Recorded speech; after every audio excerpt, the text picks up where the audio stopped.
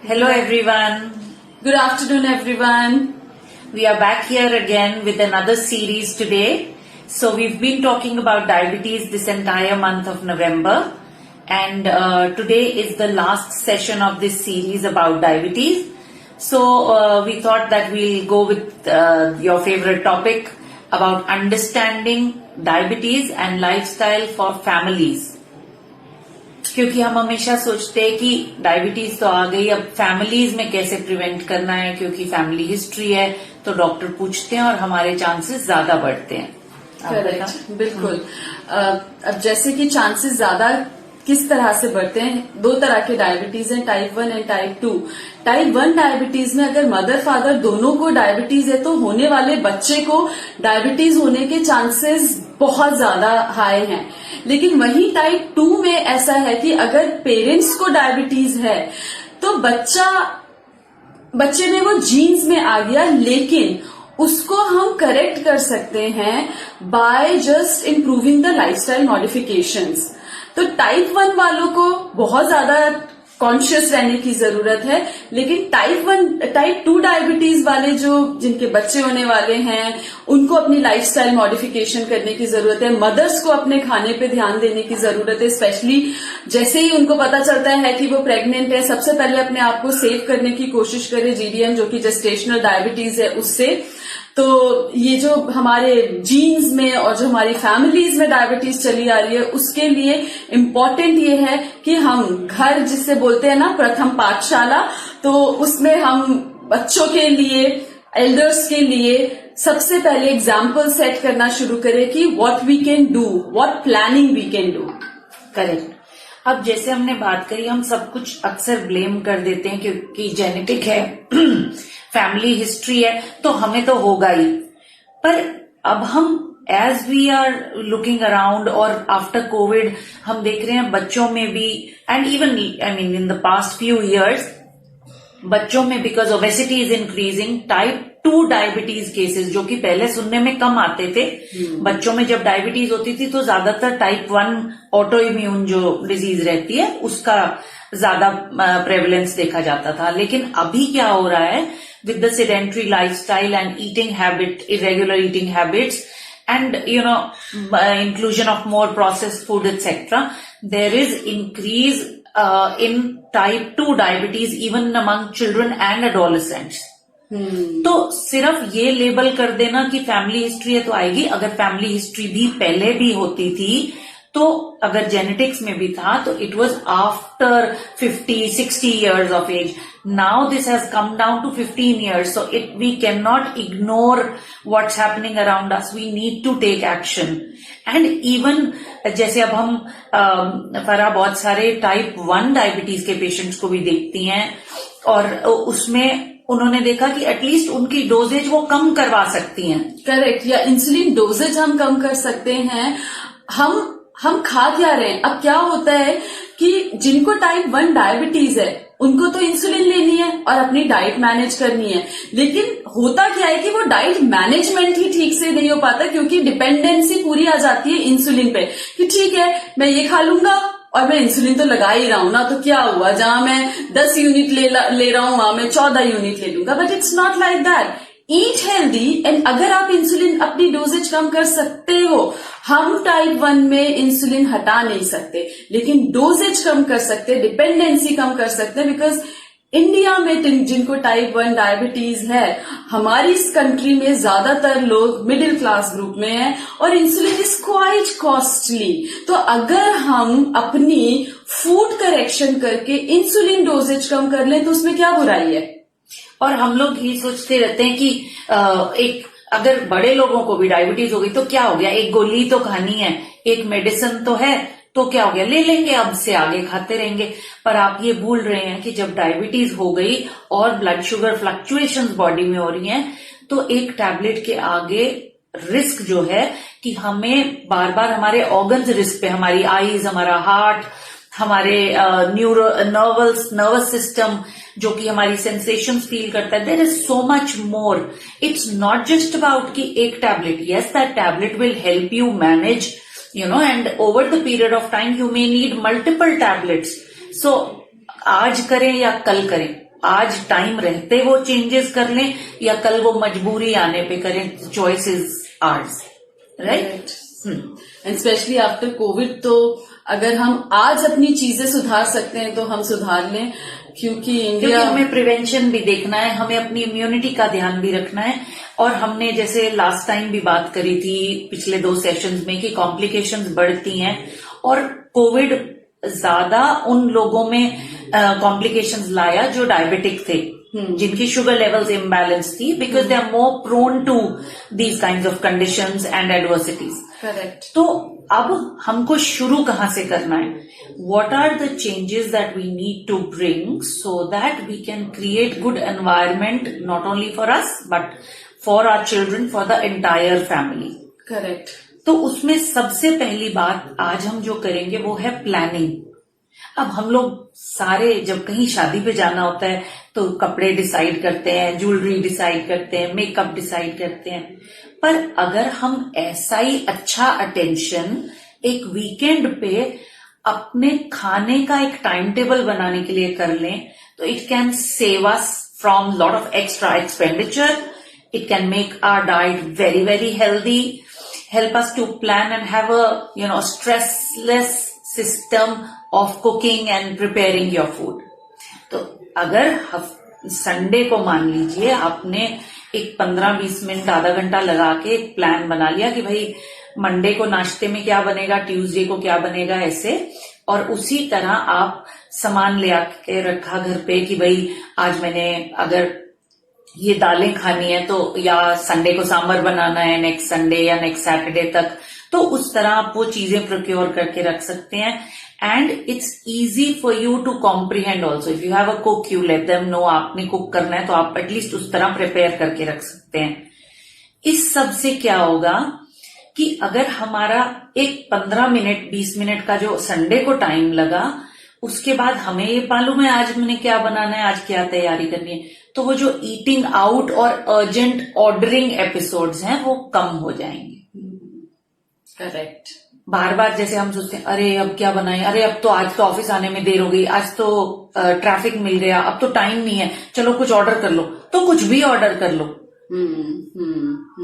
If it's on that menu, on that list, even in circumstances if you have to order from outside you will order something near to that from your menu. Correct. आपने पनीर सोचा था या आपने chicken सोचा था, तो अगर आप फिर बाहर से भी मंगाएं तो at least you will be aware what I am doing.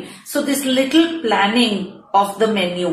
और यही बात करें जब बच्चों की, जैसे हमने अपना मेन्यू बनाया उसी ब्रेकफास्ट लाइन में छोटा सा एक टिफिन का मेन्यू बना दिया बच्चों के स्कूल का कि एक दिन आप काले चने के कटलेट दे रहे हो, एक दिन रोटी में पनीर रोल करके रोल्स बना के दे रहे हो, कुछ ऐसी चीजें which will be healthier for the children and will not have them get into the mode of craving for junk food या चिप्स ऑर्डर करने, ये सब करना, वो चीजें काफी हद तक हम संभाल पाएंगे।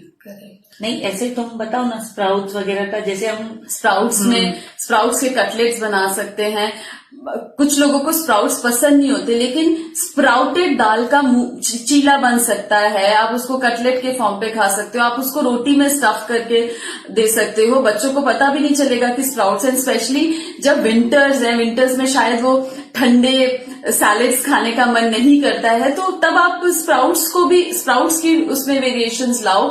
अब छोटे बच्चे जो हैं और जिनके टाइप 1 डायबिटीज, फिर से बोलूंगी, लेकिन बच्चों को टेम्पटेशन होती है कि हम पैकेज फूड खाएं, चिप्स, कुरकुरे और ये सब चीजें खाएं, उनको कैसे हम रिप्लेस कर सकते हैं, क्योंकि इस तरह का खाना प्रोसेस्ड है, too much of salt is there. हम ये तो जानते हैं कि भैया मुझे डायबिटीज है, मुझे शुगर नहीं खानी है, लेकिन क्या सॉल्ट ठीक है? हमें उतना सॉल्ट भी नहीं देना है बच्चों को। तो उसके लिए जैसे मैम ने बोला कि planning, menu planning for a week is very very important. और हम लोगों ने भी अपने डेली की प्रैक्टिस में देखा कि वो क्लाइंट्स जिन्होंने अपना वीकली मेन्यू सेट किया हुआ है, जिन्हें ये पता है कि अब कुछ वेस्टर्न क्लाइंट्स हैं जो कि हफ्ते में एक बार ही कुकिंग कर लेते हैं इंडिया में जो है, और जो अब विंटर्स का फायदा उठा रहे हैं कि उन्होंने हफ्ते में देख लिया कि हमारा ये था, उन्होंने एक बार लग करके कुकिंग कर ली, दे आर सॉर्टेड। उनके results are better than people who are not planning anything. उनके रिजल्ट्स उतने मजेदार नहीं है, लेकिन जिन्होंने प्लान किया उनके रिजल्ट्स अच्छे हैं। तो प्लानिंग हर चीज के लिए जरूरी है। और इसके साथ साथ जब मैम हम प्लानिंग कर रहे हैं तो व्हाट डू यू थिंक कि उस प्लानिंग में हमें कैसे मैक्रो माइक्रो न्यूट्रिएंट्स को डिस्ट्रीब्यूट करना चाहिए? बिल्कुल। अब जैसे फरहा ने बोला और हमने बात छेड़ी थी स्प्राउट्स की, हम इससे ही शुरू होते हैं। अगर मैंने मेन्यू में स्प्राउट्स लिखा हुआ है तो उसको बनाने का, अगर वेंसडे लंच पे स्प्राउट्स का मेन्यू है तो बनाने का कार्यक्रम मंडे को ही स्टार्ट हो जाएगा कि आपने दाल भिगोई, फिर मंडे शाम तक आपने उसका पानी बदला, अगले दिन सुबह उसको कपड़े में डाल के फिर गीला करा। So if you mark that meal, you know the process. ठीक है। और अब प्लानिंग करनी कैसे है? जिस तरह हमने लास्ट टाइम आपको अपने एपिसोड में बताया था, जब हम मेटाबॉलिक बैलेंस के बता रहे थे कि कैसे ये प्रोग्राम आपको हेल्प करता है, तो हमने कुछ बेसिक चीजें डिफाइन करी थी। वही चीजें आज हम आपको एक बार फिर बता रहे हैं। हर मील को प्लान करने में ये जरूर ध्यान रखना कि हम हर मील पे कुछ ना कुछ प्रोटीन ले रहे हैं, चाहे वो प्रोटीन आपके नट्स एंड सीड्स है, या दाल है, दही है, या दूध है, या एग है। हर मील पे एक प्रोटीन जरूर आप रखें। This will help avoid the sugar fluctuation, क्योंकि जब प्रोटीन होगा उसको डाइजेस्ट करने में बॉडी देर लगाती है।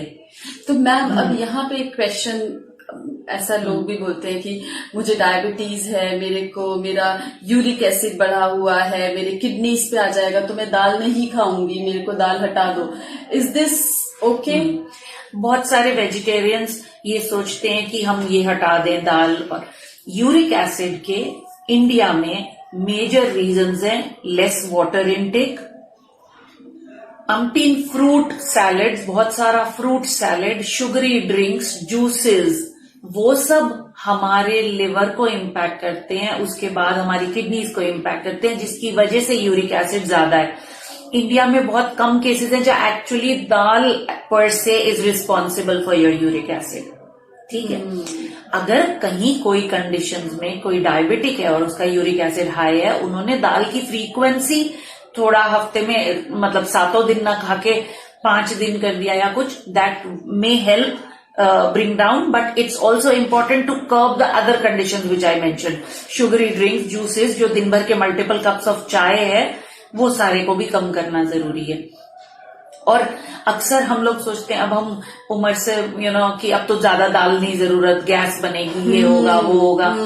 इसमें मैं बोलूंगी कि including a protein is very important, क्योंकि मसल मास अब मेंटेन करने का टाइम है। एज वी ग्रो ओल्ड हमको बैलेंस इश्यूज हैं, हमको गिरने का डर रहता है, बोन्स वीकन होती हैं, तो हमको ध्यान रखना है कि हम उतना प्रोटीन बॉडी को पहुंचाएं। तो कम दाल खाना हल नहीं है, बजाय कि आप दाल को भिगोएं। अगर साबुत दालें जैसे राजमा, छोले, मूंग साबुत, इनको रात भर भिगो और सुबह आप इनको कुक करो। धुली दालों को 1 घंटा पहले भिगो लीजिए, 1-1.5 घंटा, जो भी आपका टाइम अलाउ करता है, फिर वो पानी गिरा के ताजे पानी में उसको बना लीजिए। लेकिन avoiding in terms of if you are specially a vegetarian, तो प्रोटीन अवॉइड करना हल नहीं होगा। भूख लगेगी, आप ज्यादा रोटी या सब्जी खाओगे, वो फिर शुगर बना देगी। Correct. So for vegetarian it's very very important कि हम अपनी दालें खाते रहें, क्योंकि उसके अलावा नॉन वेजिटेरियंस के पास तो ऑप्शन और भी हैं कि चिकन है, फिश है, मटन है, टोफू वेजिटेरियंस के लिए है। ये सारे प्रोटीन्स हम इंक्लूड कर सकते हैं। और प्रोटीन्स के साथ साथ कार्ब्स भी जरूरी हैं, बिल्कुल, लेकिन it should be complex carbs. तो कॉम्प्लेक्स कार्ब्स का मतलब यही है कि हम रिफाइंड कार्ब्स कम से कम अपनी डाइट में लें। हम ज्यादा से ज्यादा कॉम्प्लेक्स कार्ब, जौ की रोटी, कुटू के आटे की रोटी, या हम होल व्हीट भी कभी कभी ले सकते हैं। तो हमें कॉम्प्लेक्स कार्बोहाइड्रेट अपनी डाइट में रखना है प्रोटीन्स के बाद। और साथ साथ में कार्ब्स की बात करें तो वेजिटेबल्स जो हैं वो भी तो हमें कार्बोहाइड्रेट्स ही देती है, विटामिन मिनरल के साथ। तो वेजिटेबल भी कार्बोहाइड्रेट का ही पार्ट है। तो हमने प्रोटीन खाया, वेजिटेबल्स लिए, कार्ब्स खा लिया, फिर हम अपना एक फ्रूट भी ले लेते हैं जो कि हमारे शुगर की क्रेविंग्स को भी खत्म कर सकता है, और शायद वो जो हमारी एक फीलिंग होती है कि लास्ट में मीठा खा के फूड को कंप्लीट करें, तो वो आपका फ्रूट काम अच्छे से कर सकता है। तो आपकी मील्स हो जाती है यहाँ पे बैलेंस, जिसमें आपने सारे मैक्रो माइक्रो न्यूट्रिएंट्स को भी ले लिया और आपने अपनी मील वीकली प्लानिंग्स भी कर ली आपने, और जो आपने किया वो आपके बच्चों ने भी वही सीखा, तो आगे वो भी उनको बचपन से अगर ये आदत होगी तो वो भी आगे अपनी मील्स ठीक से कर सकते हैं, वो प्लान कर सकते हैं, और वो आगे अपने फ्रेंड्स के साथ मिल रहे हैं तो दे शुड नो कि what is healthy, what is not, what should I have, what should I not.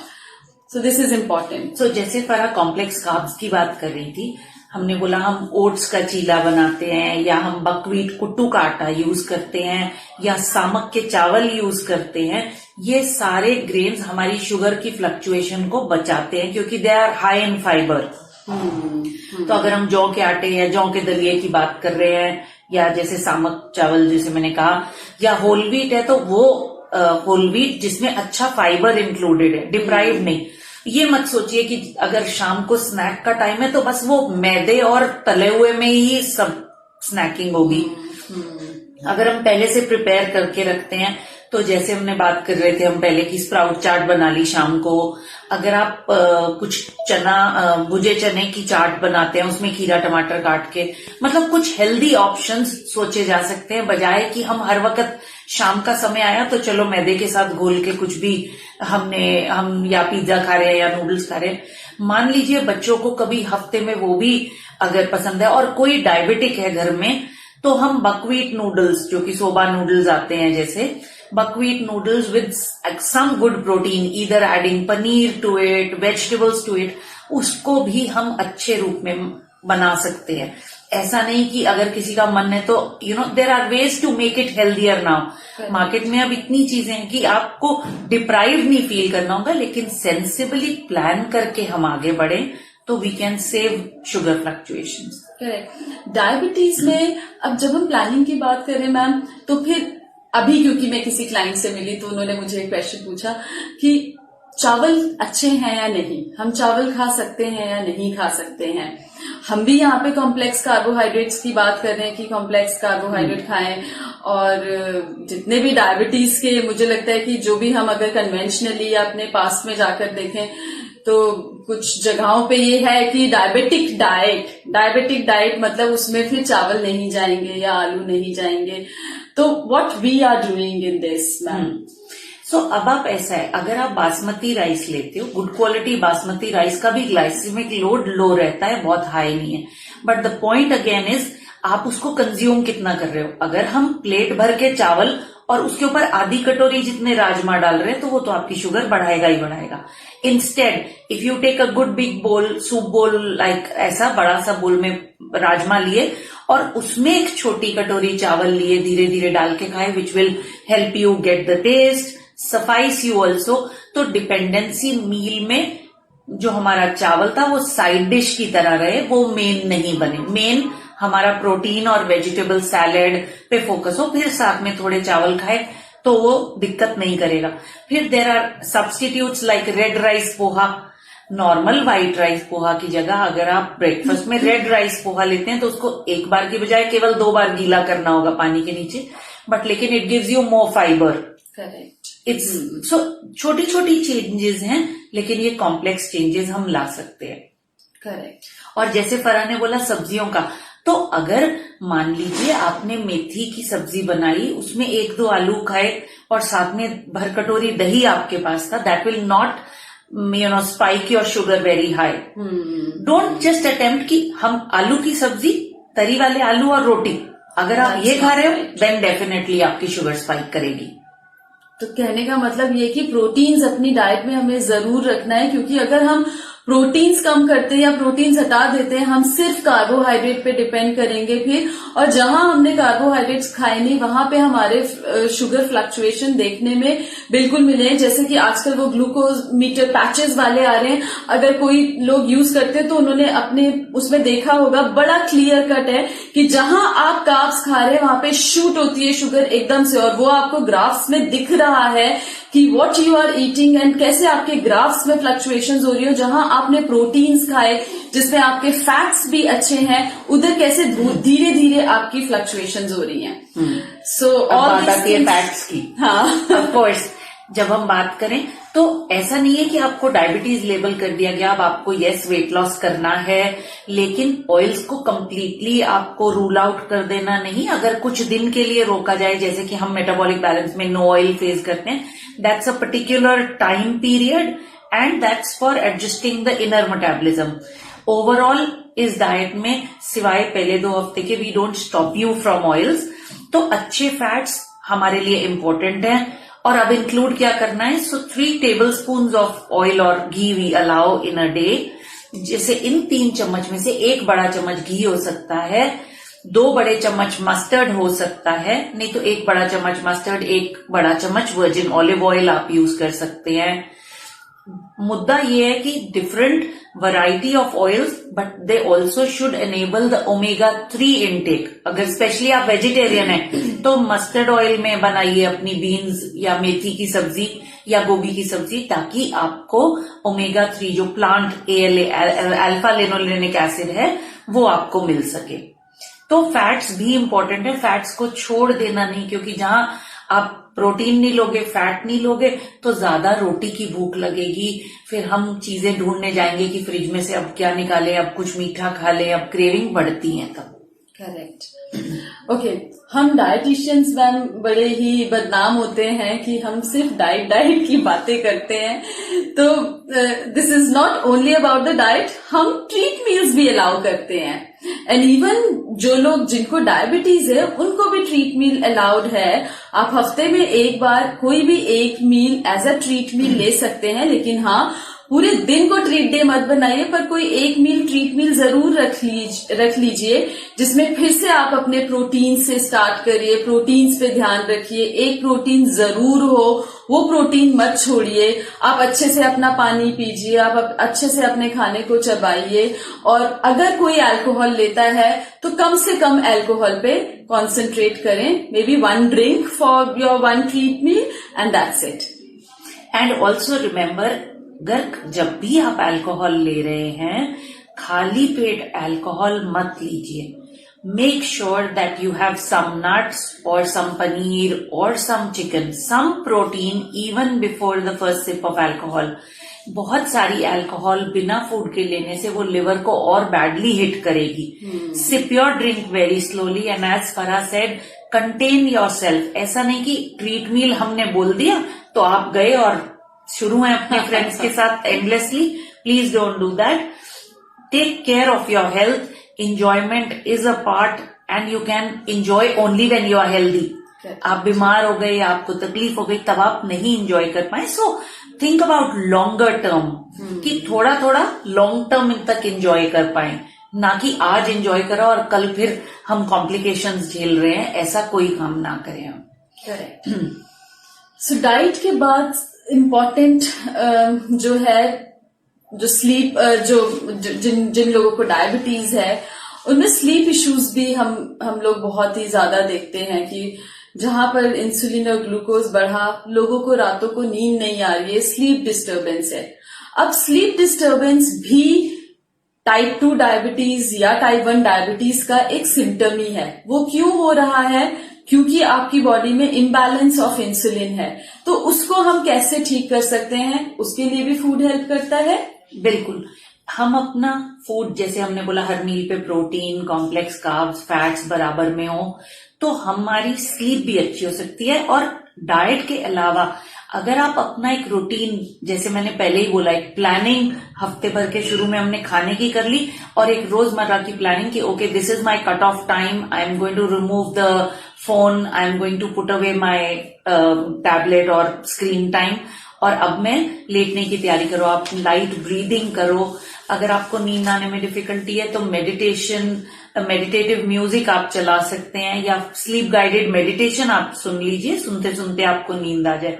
But don't make it कि जब तक नींद नहीं आएगी तब तक तो मैं फोन में देखते रहूं, ऐसा नहीं करें। Still put kind of a margin where you a block where you feel कि इसके आगे नहीं। Start sleeping on time, give your body that rhythm, be out in the sun for 5-10 minutes at least in the morning कि उतना melatonin फिर produce हो, body को सुबह की सनलाइट मिले और फिर आपके हार्मोन्स बराबर सही से बनने लगे बॉडी में।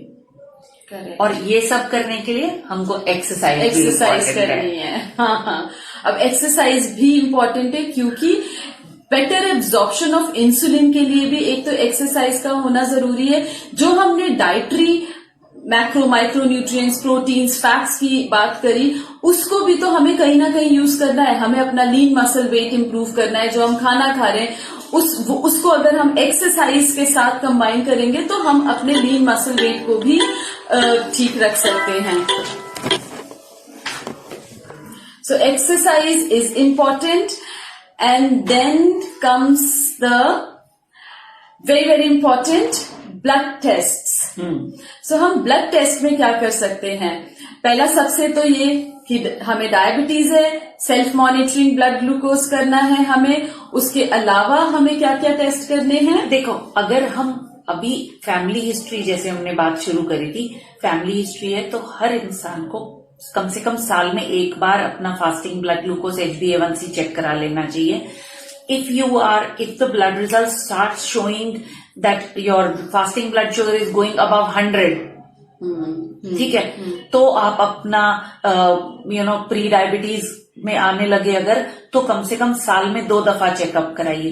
और उससे पहले नॉर्मल कंडीशंस में भी अगर हम पीपी शुगर भी अपनी करवाते हैं तो द रिसर्चर्स हैव फाउंड कि आपकी जो पोस्ट प्रैंडियल शुगर है, माने कि जब आपको लैब में कहा जाता है ना कि आप अभी ब्लड टेस्ट करो फास्टिंग, फिर 2 घंटा आप खा के फिर दोबारा जब टेस्टिंग होगी, वो टेस्टिंग रिजल्ट्स जल्दी ऊपर जाने शुरू हो जाते हैं, even before you see the fasting glucose rising. तो पीपी ब्लड टेस्ट भी बहुत कंडीशन में, even if you are normal but you have that medical history और फैमिली हिस्ट्री, तो आप उसमें पीपी जो शुगर पोस्ट प्रैंडियल रहती है वो कराने से आपको पहले अंदाजा हो सकता है कि आप प्री डायबिटीज की तरफ जाने वाले हो। 80% प्री डायबिटिक्स को नहीं मालूम होता कि उनको प्री डायबिटिक कंडीशन है। वहां से मोड़ लेना आसान है। तो प्री डायबिटीज जैसे एक रास्ता है कि आप या डायबिटीज की तरफ चले जाइए या मुड़ के अपनी हेल्थ संभाल लीजिए। तो वो है राइट टाइम कि हम अपनी हेल्थ संभालें और हम अपने आपको लाइफस्टाइल मॉडिफिकेशन की तरफ मोड़ें, वो इम्पोर्टेंट है। तो इस तरह जैसे हमने बाकी बातें करी, अपना प्लानिंग करें, अपनी डाइट का ध्यान रखें, अपनी नींद का ध्यान रखें, एक्सरसाइज का ध्यान रखें, वहीं अपने रेगुलर ब्लड चेक्स का भी ध्यान रखें। कभी भी आपको कुछ दिक्कत लगे और blood parameters out of range आते लगे या कुछ सिम्टम्स लगे, जैसे हमारे पुराने एपिसोड में हमने समझाया कि एक्सेसिव थर्स्ट या excessive urination, sleeplessness etcetera, please consult with your doctor and your dietitian to manage your diet and bring a stability in your system, help you reverse your medical conditions. I hope this whole episode of diabetes and related complication etc. help you all. And still, if you feel like asking any question to us or you wanted to consult us, please contact us. Thank you. We end the session for today. Bye bye. Stay healthy.